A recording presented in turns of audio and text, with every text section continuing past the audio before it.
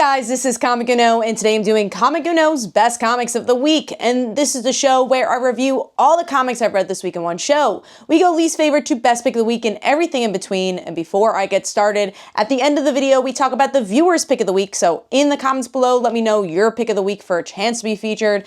Be sure to like, subscribe, ring that bell, and also tell me about your comics and what you thought about this week's haul, because I love hearing everyone's opinions. So let's jump in. Another huge haul. There's just been a lot of comics coming out recently, and number 16 for me is Ultimate Universe 2 years in, issue 1.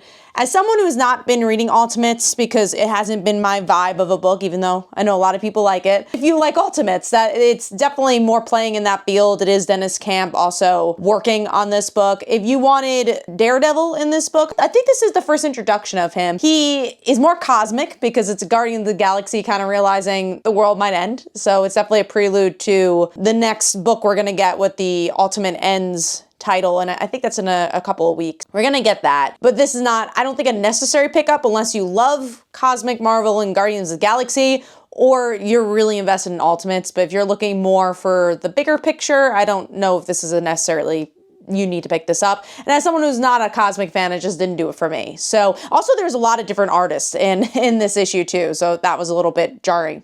So giving that 1.5 stars, and that is number 16.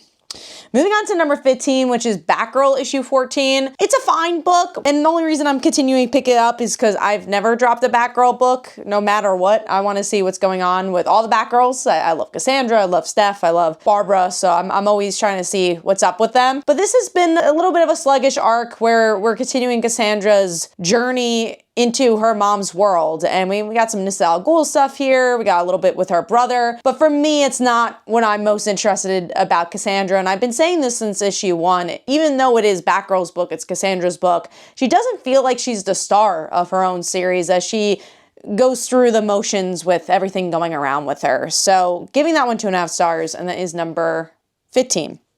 I'm sorry, I actually gave that 2 stars.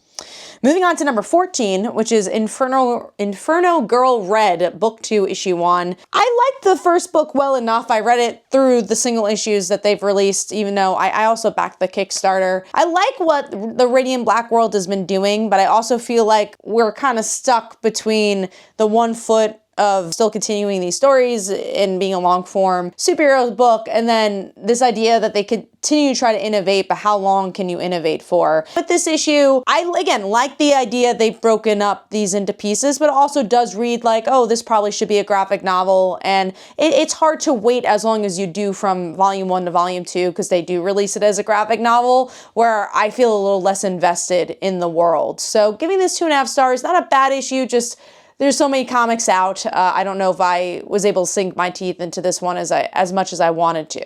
So giving that 2.5 stars, and then is number 14.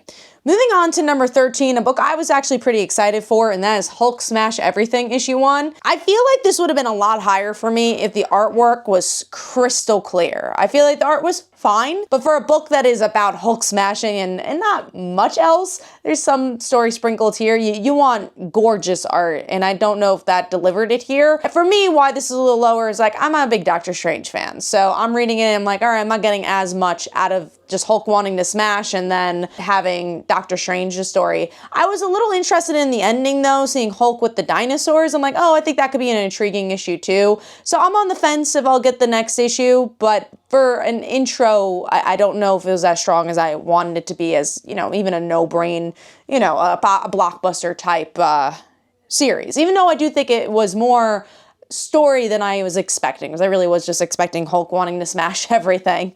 So I'm gonna give that 2.5 stars, and that's number 13. Moving on to number 12, which is Birds of Prey, issue 28. This is the last issue of the series, and I'll say I think it ended really well, which is why it's higher on my list. I don't know if the rest of the story came together for me, because I've been a little bit on the fence of the plot. I feel like it's been a little sluggish, but I like where it ended and how they disbanded the Birds of Prey, and definitely a to be continued. They're gonna be be like, we're taking a break for now and then we'll get back to it. I like the art for this as well. So, you know, if you're looking to see how this ends, go check this one out. Gave that 3 stars, and that is number 12. So moving on to number 11, which is Wiccan, Witch's Road, issue 1. I wonder why it's called Witch's Road. But I will say that I think this is a book for people that have been really following Hulking and Wiccan. You get a lot from their relationship, a lot from what it feels like is a continuation of whatever's been going on with them in the Marvel Universe, which I've kind of wish I've been able to catch up with them a little bit more, but they do tend to be more on the cosmic side of Marvel. And you get a little bit of the witch stuff by the end. You got Baba Yaga, who's the first witch, show up and go against Wiccan, which could be fun. I don't know if there was anything that really stood out to me in this issue, but I do like seeing a focus on these two characters.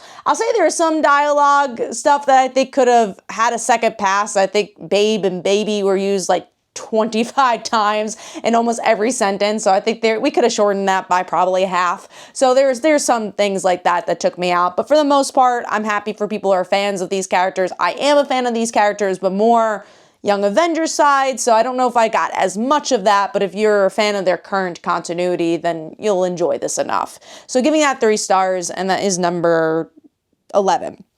Moving on to number 10, which is Batman Knightfight, issue 2. I like this series. I think a lot of people love this series, and the thing I do love about this is the art. I think the coloring is masterclass. I love Dan Mora's designs for Batman, but the story itself, I feel like it's run-of-the-mill of what we've seen from Batman, especially internal Batman fights before. I think the visuals make it interesting, but even the interesting things that are different, like the convoluted plot that people think he's Clayface by the end of the issue, because obviously this is also this dreamlike sequence, so it's like him having this internal battle as he obviously tries to get back on the board for DCKO. But when it digs a little deeper past that, it just like, oh, Dick Grayson is a better Batman, or Jason Todd, I've left him alone, how could I? It's things we've just seen before, so I think that's why it's a little harder for me to put it higher. But I do think the visuals is what makes me intrigued by this. And obviously I want to see where it goes because I want to see how Batman gets back on the map, but that's not these first 2 issues. So you're giving that 3.5 stars, and that is number 10. Moving on to number 9, which is actually the main topic of our video, and that is Batman issue 4. So something I think is really interesting is obviously we had Absolute Batman last week. People are going crazy for it, especially if you go to Comic-Cons, the long lines for Scott Snyder and Joshua Williamson and everyone else involved in Absolute Batman, in Absolute titles in general, Joshua Williamson being more for the DCKO stuff. But it's been kind of crazy just to see how much love that, these bigger properties that DC have been kind of getting, which I love. I mean, well-deserved as well. But it's so interesting that, 2-3 years ago, those eyes were on a flagship book of Batman, thinking of James Tynion, right? The way he made his name, many ways, but a big part was Batman and what's going on in the flagship. So it's interesting to see people have their eyes so much on Absolute Batman that I feel like no one's really given enough love and praise to Matt Fraction's run on Batman, which I think has been really, really solid. And for me, it gives everything I like about Batman. It has a bit of a slice of life element, which this issue really dives into, while kind of building things into the background and kind of creating its own Batman mythos. And there's some humor in it as well. Jorge Jimenez, being the artist for this book for a long time, also bridges these previous runs pretty well. So I really like this series, and I'm just very surprised to see not as many people talking about it. So I do think Absolute Batman is overshadowing it because of that, because obviously Absolute Batman also can do anything, right? Batman, the flagship, can't do just anything. They could tell good stories, but you always got to put the toys back in the toy box. But Absolute Batman could die tomorrow and won't matter, right? Obviously, you see where sales go, but like there's nothing that you have to follow, which is what I do like about alternate universes in general. But I do think you have to give the roses to the creators that do have to kind of follow the guidelines and still tell a really, really good story like this Batman run.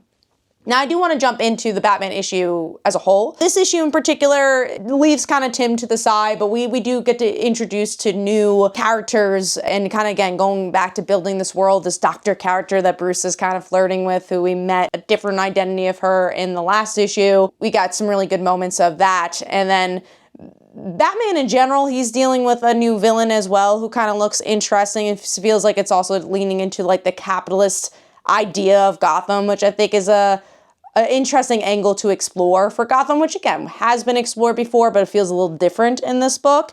So yeah, overall I like this issue. I do think that this was the weaker one out of the 4 though. You know, I like a good Tim story, I like a good Killer Croc story, so this is just kind of more putting the pieces together. But another thing I really like about this series is that I feel like you can jump in anytime you want and you don't really feel lost. It almost feels serialized, but also kind of has those one and done moments. So I do like that about Batman. So giving this 3.5 stars, and that is number 9. Moving on to number 8, which is Criminal issue 1. So this is a one-shot annual type book. You're not getting more of the single issues right now, to promote the television show and to promote their other graphic novels. And I definitely felt intrigued by this character. I think the positive is that you know, it's like a little taste of what's to come with Criminal from the TV show. And then again, if you wanted to go back to these graphic novels and you've never read them, it's a good promotional piece. But then there's a piece of me as a Wednesday warrior who kind of tends to get the floppies a little bit more, where I'm like, oh, I kind of wish I could read this more on a monthly basis. It's almost like too much of a tease to the weekly Wednesday Warriors. But I have read some of their graphic novels and I think they're great, and I'm sure I'll pick up some Criminal stuff along the way in my lifetime. But I liked it. I liked the newspaper element too. I thought that was a really cool take to kind of bring you back to old school comics. And, you know, again, if you especially never read these creators, I really recommend this. But if you have read them before, I think you're getting a sample of something you kind of already know that you like or dislike. So overall, giving that one 3.5 stars, and that is number 9. Moving on, oh, that was number 8. So moving on to number 7, which is Murder Podcast issue 3. I like this issue. I like the kills in this one, but especially I like the main characters kind of getting together. And these are your standard people that would probably listen to a murder podcast and kind of have a book club. And now they're becoming the detectives, which I thought was an interesting twist in this issue that really helped me figure out where the series is going. I think the art style is really good for this one as well. So I'm starting to like really, again, get strapped in and see where this ride's going. So giving that one 3.5 stars, and that is number 7. Moving on to number 6, which is Terry Moore's Trigger Warning, Strangers in Paradise. I definitely recommend this to people who have read Strangers in Paradise. I don't know if this will be as understandable to other people, but it's a fun little side story where we get to see them in the world of cowboys, and then you find out it's a dream from Kachu. But it's cool to see these characters in a new element and how they still get together, and I love Terry's art, obviously, so it's just a really fun story to get back into the direct market for Terry Moore, because obviously stuff with Diamond has been a struggle for a lot of independent creators. So I'm just excited that, again, this is a promise of like, we're getting back, you know? And I'm excited to read Terry Moore on a monthly basis again. So giving that 3.5 stars, and that was number 6. Moving on to number 5, one of the bigger books that came out this week, and that is Superman vs. Captain Atom issue 1. I was really pleasantly surprised. This top 5 was hard. I really liked a lot of my books this week in general, especially my top 5. And the reason why this one made number 5 is because I really liked Captain Atom's voice here. I do think there was times where it got a little repetitive and I wanted it to get a little deeper than I must save the world and I'm the one that deserves to do it. But I understood his point of view, and I like that this was more emotional than just trading punches. I also like the visuals a lot, the changing of power sets here, but also you know that Superman's gonna win, right? Like it kind of goes back to my small complaint of DCKO. It's a little predictable of who's gonna win, and I think the thing that brings you onto the edge of your seat when it comes to a March Madness is an underdog taking down a seed 1. So I still want that element in this series, and we'll see as it continues to go. But I thought this was a really good battle, and I like that we got those part 1s, right? Because there's like 30-something people, you can't have all those battles in every issue. So you got those taken rid of, and now we're going the 1 versus 1s and seeing what those look like. And obviously this is, you know, fight to the win type story, but it seems like other stories will probably have other type of battles. So giving that 4 stars, I thought it was a really solid book, and pleasantly surprised on that. All right, moving on to number 4, and that is Absolute Green Lantern issue 9. I really liked how this connected to the origin story of Jo, especially Chase's relationship with her. I really like their dynamic. You just feel that tension cutting with a knife. But you're also like, oh, will they ever get back together? Who the hell knows? They have a lot of work to do, but they're both see each other in a very different way. I also like Chase's involvement of wanting to know more about this Green Lantern stuff. You get some other players introduced here. Who can you trust? Who can you not trust? The reason this is a little lower though is not the regular artist. I do think this art is not the same type of style as what we usually get, which is why this was a little lower. So giving that 4 stars, and that's number 4. All right, moving on to number 3, which is Cheetah and Cheshire Rob the Justice League issue 5. So if you were looking for them to rob the Justice League, that's what happens in this issue. What I like about this book is it's very to the point, right? It is your Ocean's 11 style book, but it's also amazing art and some really good character moments too, especially for Lian, who kind of has to pick a side here as she's going against the Justice League, going against her dad and teaming up with her mom. And they actually get away with it by the end in a really fun way. And then of course the villains go up against them because Clarion betrayed them. So I love this book, and it's so interesting because I do feel it's pretty under the radar for the Class A creative team they have here. So you read it. It's really, really solid. And it's blockbuster fun, all with some really highbrow storytelling all at the same time. So giving that 4 stars, and that is number 3.